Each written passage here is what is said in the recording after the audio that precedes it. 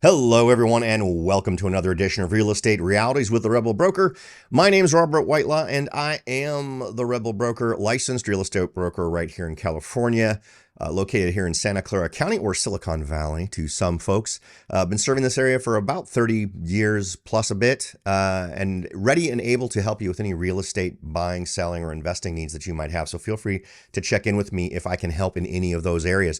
What I wanted to talk about today was sort of the deviation we're seeing between national trends and our local trends here in Santa Clara County as it relates to pending home sales. And pending home sales is an interesting one. We talked about pending and contingent statuses of properties in the last podcast, I believe. So you can check that one out for yourself and get a much more detailed explanation of what it is to be pending or contingent.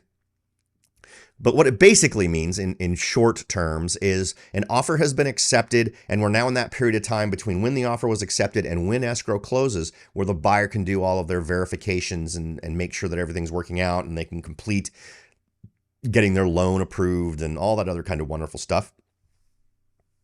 It typically takes 30 to 50 days, 40 days is, kind of average. So it's interesting to see numbers like this because it helps us predict what kind of numbers we're going to see in terms of number of homes sold. Now, we have seen some deviations in national numbers, not 100% deviation. It's not a complete 180 from the national trend. But one thing that's interesting is that pending home sales climbed 8.3% in December, according to the National Association of Realtors. Here for us, though, it did not. If we look at the local numbers, we can see that the number of pending homes between November and December of 2023 dropped by a pretty substantial amount. We had, let's see here, I think 519. Yeah, we had 519 in December of 2023, and we had 735 in November. Compared to the same time last year, we had it's a 13% increase in terms of pending sales. So last year we had 472 homes pending versus 530 or 519 this time around. So that's an interesting number too. It is an increase, which I think is actually normal given the influences of interest rates, right? Since we have much more beneficial interest rates at this particular moment as it pertains to buyers getting their work done. I think that makes a lot of sense.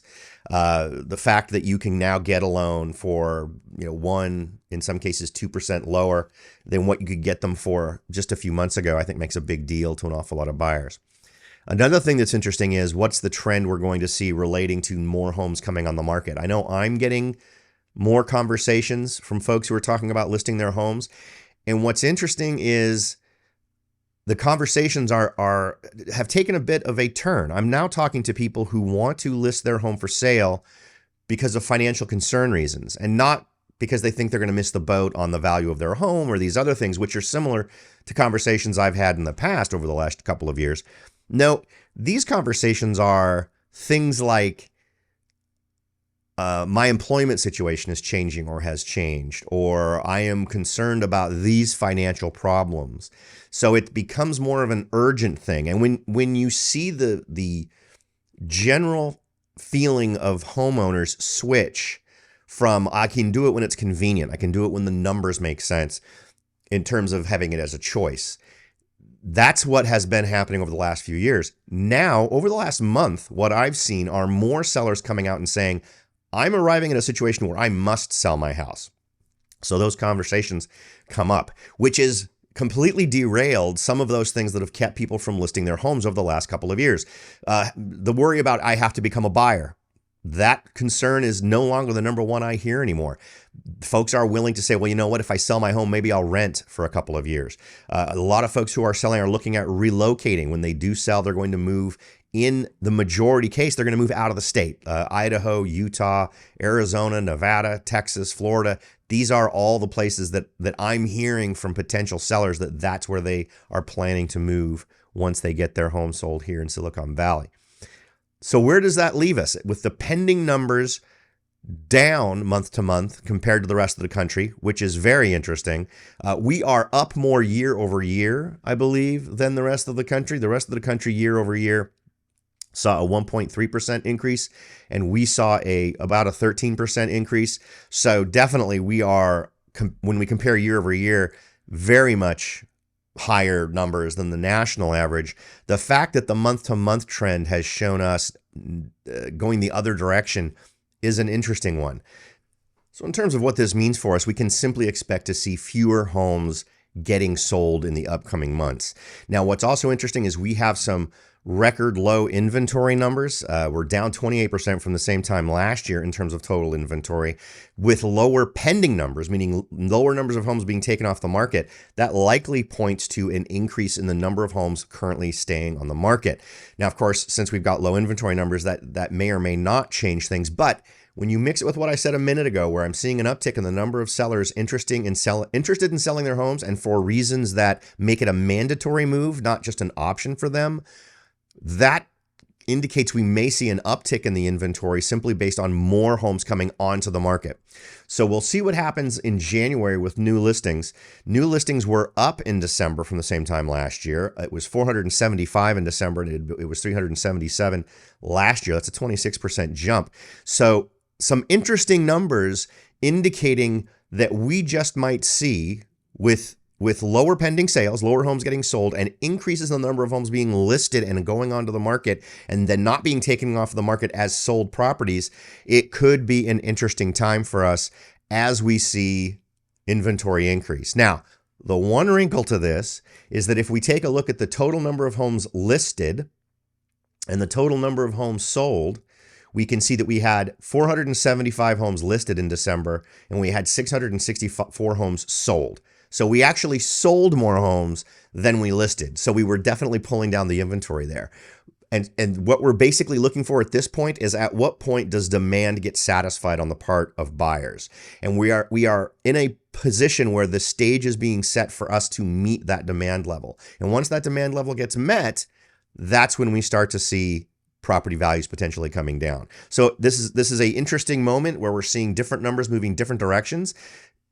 And it'll be interesting to see which one breaks first. So for all you buyers, sellers, and investors, if you're looking to sell your home, I think now is a reasonable time to do it. And I realize as a real estate guy, that's if you need to do it, now is the time to think about it, because you want to do it for the 2024 market.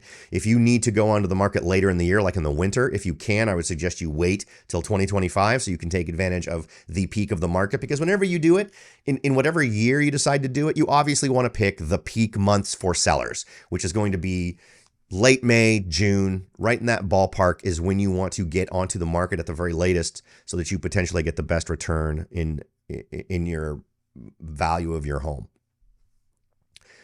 And the numbers right now indicate we're still seeing inventory numbers versus supply versus demand numbers that put you in the driver's seat. And we are continuing to see properties selling for over asking price. If you watch the Coffee and Real Estate live chat that happened in January, just last weekend, in Santa Clara County overall, on average, homes were selling for 2.1% over asking price. So that's an indicator that we don't have enough supply to meet demand. There are more buyers looking for homes and willing to make offers over asking price than there are homes that are out there. So, and again, that also is going to directly affect investors who are out there trying to potentially get single-family residential homes that are going to fit their investment criteria. But for you guys, it's math, right? If it doesn't cash flow, it doesn't work. So you're competing with more emotionally based buyers, which makes your situation much worse. I think what that presents is an opportunity potential for flippers, but even homes that are in really rough shape are tending to go for more than it would end up being worth, even for a flipper. So you're going to get outbid again by emotion rather than sort of rationally evaluating the property. So hopefully that sets the stage over the next couple of months. What's my expectation? Lower sales, since we had lower pending properties in December. It'll be interesting to see what happens with listings in January. January and February are big months, particularly here in Morgan Hill, Gilroy, San Jose. Those are months when sellers will often come onto the market, and it'll be interesting to see what we see. That listing date has kind of pushed back to earlier in the year from previous years when we would tend to see homes come on the market in late April and May, but now we're starting to see it happen as much as January and February. And we start to see sales numbers actually increase because the buyers are still looking in these early months of the first quarter of the year. So we'll see how those play out. Of course, the goal here is to always leave you with more knowledge on the table than we take up in your time. Absolutely hope we've achieved that today. Thanks again for listening, and we'll talk to y'all next time.